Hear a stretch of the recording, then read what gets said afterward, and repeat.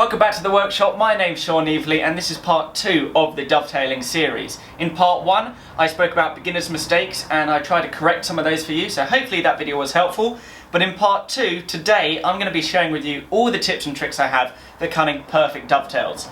The final part of this series, which will be the next one, is going to be titled How to Cut a Dovetail Like a Master Craftsman. I'm really excited for that video, so hopefully by the end of this whole series you'll be cutting perfect dovetails just like this.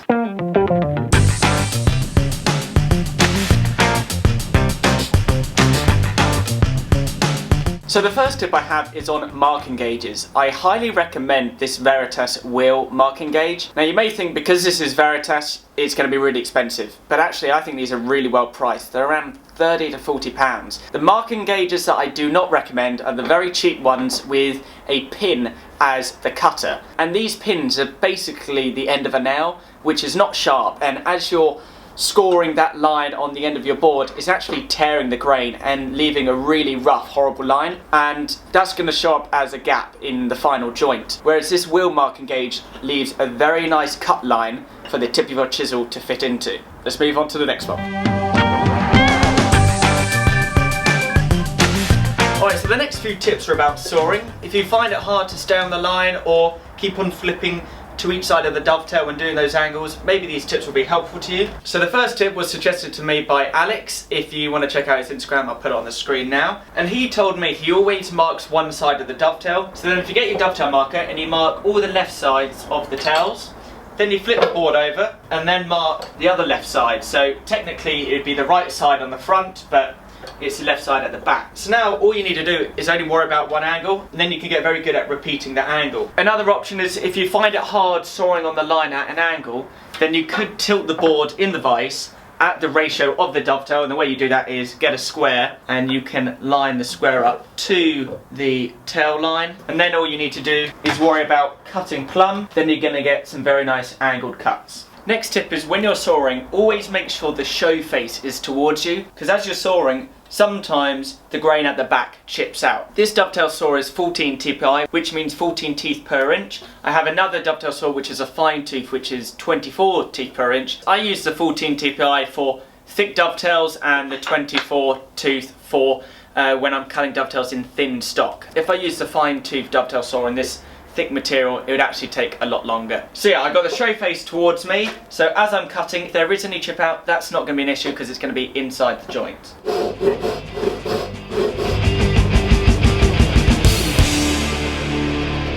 Sometimes with a low TPI blade, it's quite difficult to start the cut off, especially in the end it can catch and dig in. So what I recommend is putting the saw flat on the end grain of the board instead of tilting downwards. If you keep it flat and run it across lightly until you get a nice groove, and now I can see that groove starting to form, I can put a bit more force in and I don't need to worry about the saw slipping.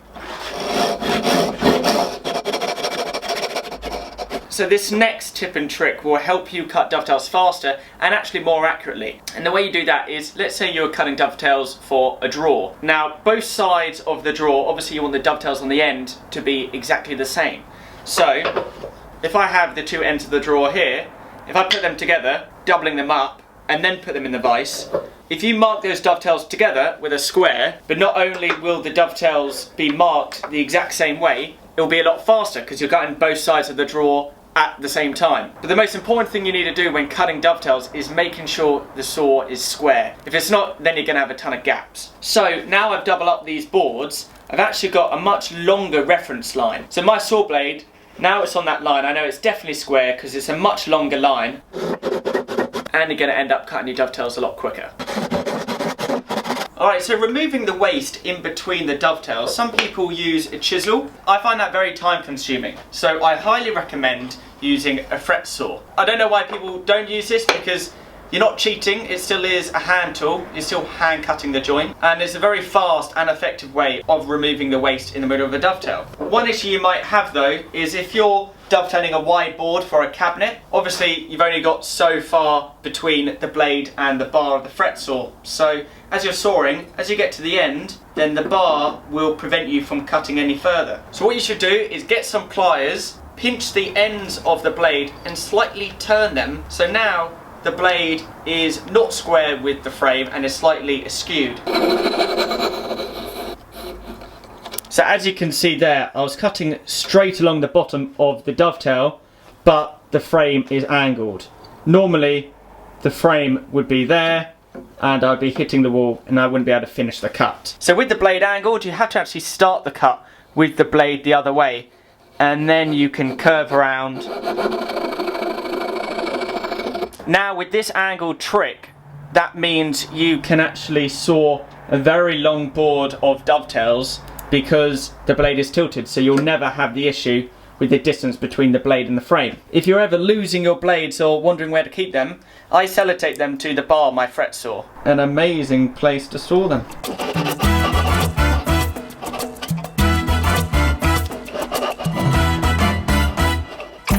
Here's a tip if you're comfortable with chiseling straight, and that is making the bottom of your pins the same size as one of your chisels. So once you've removed most of the waste towards the baseline, then you just need to put that chisel in the marking gauge line and give one hit, and then you're all paired back. If the pin was too wide or your chisel was too small, then you need to go in small increments to cover the whole width of the pin, which is more time consuming. I would only recommend this if you're comfortable with chiseling square, because if your chisel is leaning to one side, then you'll bruise the side of the tails.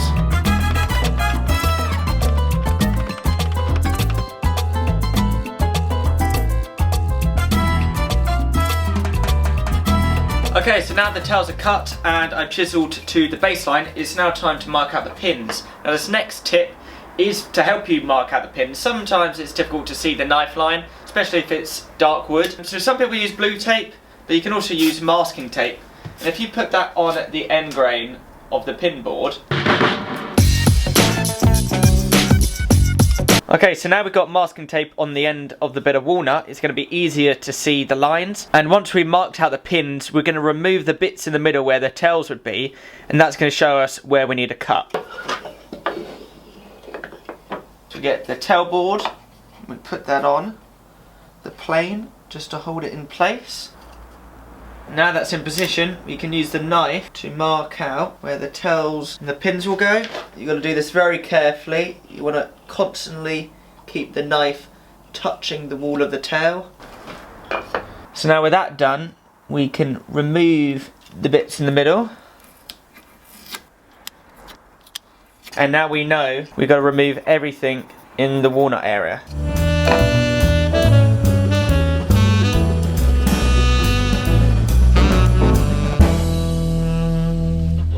Okay, so the next tip is undercutting. If you didn't know what undercutting was, is as you're paring back this waste material in the middle, you lift up the handle at the back of the chisel slightly up and chisel downwards slightly below this marking gauge line. And that ensures there are no high spots in the middle. If there was, when I hammered the tails down, if there's a bit in the middle that is a bit too high, then that's going to cause the tails not to seat properly, and then there'll be a tiny gap between the tails and the baseline of the pins. You don't want to dig too far down because then you'll weaken the joint, just enough so there are no high spots. So hopefully you can see the ruler is touching at the front and back, but not in the middle. So now it's time to put the joint together and test the fit.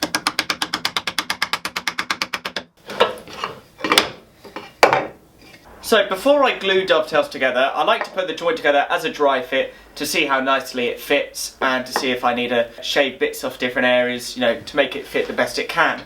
Some people don't do this because they find it hard to get the joint apart again, and some people do test fit it, but the process of getting it apart, they sort of ruin the joint. Some people wiggle the board back and forth and kind of squeeze it out, but that starts to bruise the walls of the joint and create gaps in the final joint. And some people hold it one side and hit it with a mallet, but that's just going to bend this board downwards and compress the grain on this side, which will then create a gap there. So I came up with a method a while ago of removing dovetails without damaging the walls or stressing the joint, and I called it a Dovetail Removal Pin, and they're really easy to make, and I'll quickly show you how to make it on the bandsaw.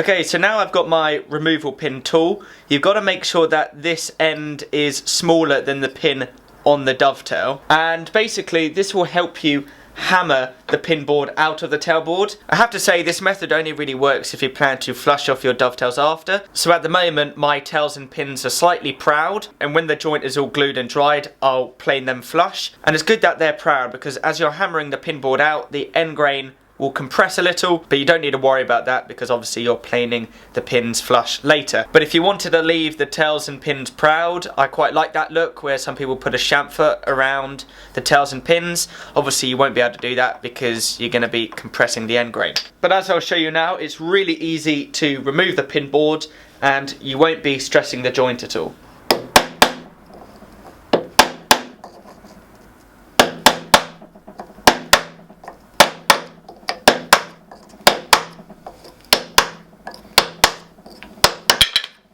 Okay, my next tip is before you glue your box together or your drawer, it's a good idea to pre-finish the inside of that. Not only will it be easier to get into all the corners of the box, if there's any squeeze out on the inside, glue doesn't really stick to waxes or finishes and it'll be really easy to pop off that squeeze out. I'm going to use Chestnut Products Wood Wax 22. And you want to cover the tails and the pins with masking tape because glue doesn't stick to wax and you don't want any wax in the joint area. This wax is really easy to apply and very quick because you can buff it off after 30 seconds.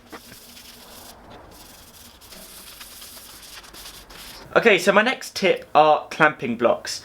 Pretty much always when cutting dovetails, you leave the tails and the pins slightly proud, so then once the joint is together, you only have a little bit of material to flush off to clean up the joint. If you made it so they're flush, so you need to hand plane these whole faces to clean up the joint. But having the pins and the tails proud, if you were to add a clamp this way and that way, then the clamp is actually only pressing the pin and the end of the pin board and not actually clamping the joint together, and the same goes with the tails. With these pins proud, you need to make a clamping block which is really easy to make on the bandsaw. You just cut out these notches and they go either side of the pin, and these high spots obviously touch the tails, so you can really push the tails into the joint and there's room for the pins in these grooves, and these will ensure your joint is completely clamped together and you'll have no gaps in the base lines.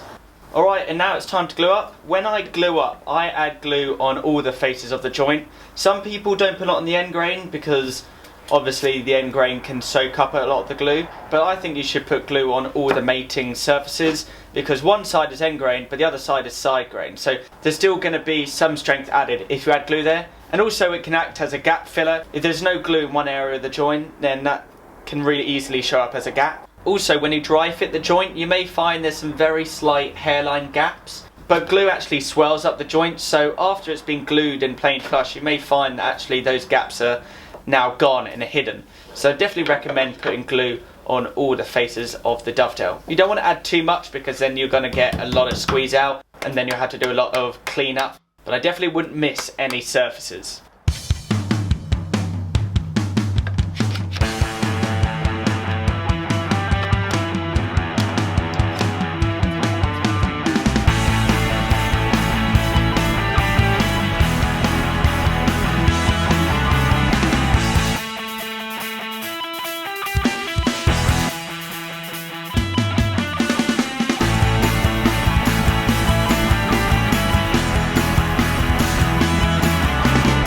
Alright, and that is the dovetail complete. It's come out exactly the same as the first one. So I hope this video was helpful and you learnt some tips or tricks. Make sure you comment down below and tell me which was your favourite tip. I would love to see what the most popular tip or trick is. Alright, so now what we've had was the first video was beginners' mistakes with cutting dovetails. If you haven't seen that video, then I'll link it down below. This one obviously is tips and tricks, which leads us on to the last episode, which is the next one, which is how to cut a dovetail like a master craftsman. I use a method that not a lot of people use, so if you want to learn how to cut a dovetail like a master craftsman, make sure you subscribe and turn your notifications on so you don't miss my next video. And hopefully by the end of the series you'll be able to cut dovetails like these with no gaps in and be really proud of your work. So thank you for sticking to the end of the video. I hope you enjoyed it, and I'll see you next week for the final part in the dovetail series.